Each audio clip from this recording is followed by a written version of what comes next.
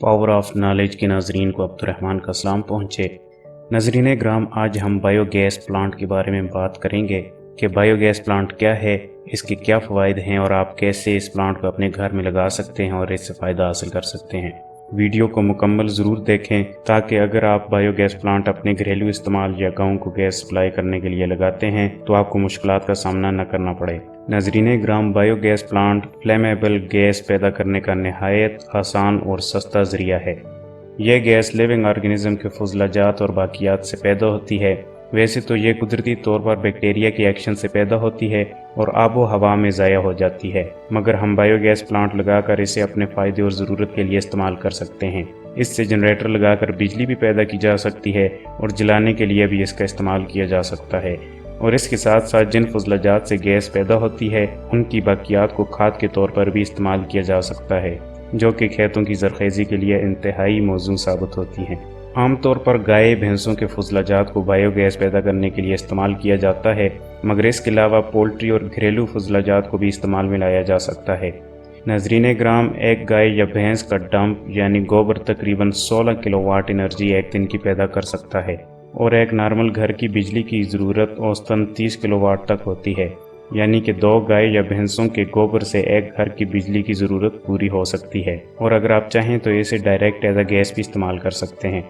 नाज़रीन ग्राम, एक मरदमशुमारी के अंदाजे के मुताबिक पाकिस्तान में तकरीबन 51 मिलियन जानवर मौजूद हैं और अगर इन सारे जानवरों के गोबर से बायोगैस बनाकर इसको इस्तेमाल में लाया जाए तो 50 मिलियन लोगों के खाने पकाने की ज़रूरत के लिए गैस फराहम की जा सकती है, जो कि देही आबादी के तकरीबन 45% बनता है।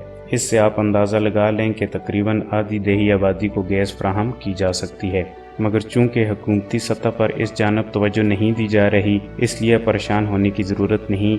आप अपने घर में भी बायोगैस प्लांट लगाकर गैस पैदा कर सकते हैं और इसे अपनी ज़रूरियात के लिए इस्तेमाल कर सकते हैं। बल्कि इसके साथ साथ अगर आपके पास ज़्यादा जानवर मौजूद हैं तो आप बड़ा प्लांट लगाकर गांव को भी गैस फराहम कर सकते हैं और पैसे कमाने के साथ साथ आपका गांव खुशहाल भी हो सकता है। तो आइए नाज़रीन कराम, देखते हैं कि घर में घरेलू इस्तेमाल के लिए बायोगैस प्लांट कैसे लगाया जा सकता है और इसकी सही वर्किंग के लिए क्या क्या तदाबीर ज़रूरी हैं। तो नाज़रीन कराम, इसकी इंस्टॉलेशन के लिए सबसे पहले आपने जगह का इंतखाब करना है। याद रखें कि जगह अगर धूप वाली हो तो ज़्यादा बेहतर है, क्योंकि धूप की वजह से टैंक या डाइजेस्टर जिसमें फजला डाला जाता है ज़्यादा गर्म होगा और ज़्यादा बैक्टीरिया एक्शन की वजह से जल्दी और ज़्यादा गैस का अखराज होगा। जगह का इंतखाब करने के बाद आपने उस जगह पर खुदाई शुरू करनी है। बेहतरीन नताइज के लिए कोशिश करें कि गहराई 12 से 15 फुट तक हो और चौड़ाई 7 से 8 फुट तक आइडियल तस्वर की जाती है। कमर्शियल प्लांट बनाने के लिए आपको इंजीनियर से राय लेनी होगी। फिर खुदाई के बाद आपने पक्की ईंटों से चुनवाई करवानी है या सीटू भी भर सकते हैं ताकि स्लरी यानी गारा वगैरह का लीकेज ना हो।